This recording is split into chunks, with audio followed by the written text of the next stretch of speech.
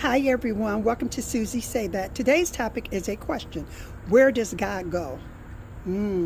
Let's in there for a minute. And it's going to reference this to when we're having the sexual pleasures of this world.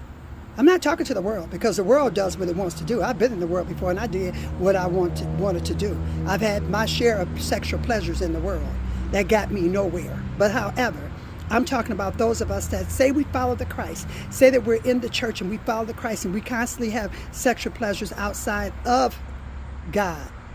Because the church is us, right? And I've done that too. So I'm just going to tell you the truth. I've done it all. I've done these things. However, I had to ask myself, one day when someone posed a question to me, they said, tell me, Sue, where does God go when you're having sex?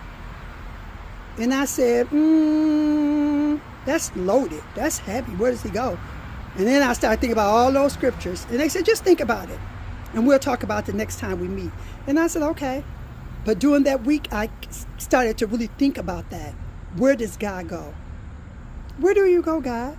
I said, you said in the Bible that you would never leave me. You would never forsake me. So even in my sexual pleasures, you got to be there.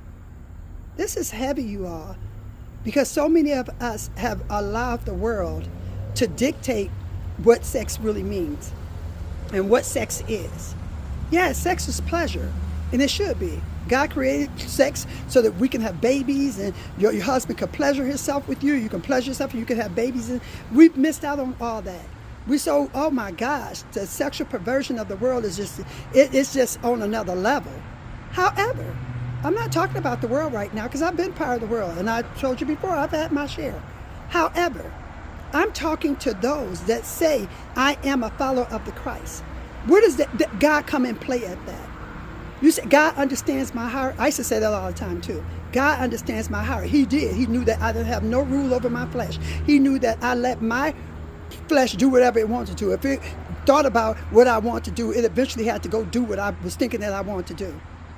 Okay, we get ourselves in a lot of trouble because of our thought life, because what's hidden in our heart. Because I'm telling you, when you think about sex and you think about it, you're going to go get it.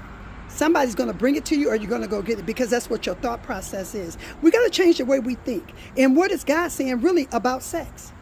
Absolutely. Husband and wife, they can do what they want to do. They can do, the bed is undefiled. So I believe that means that they can't defile the bed because they have a union up under God.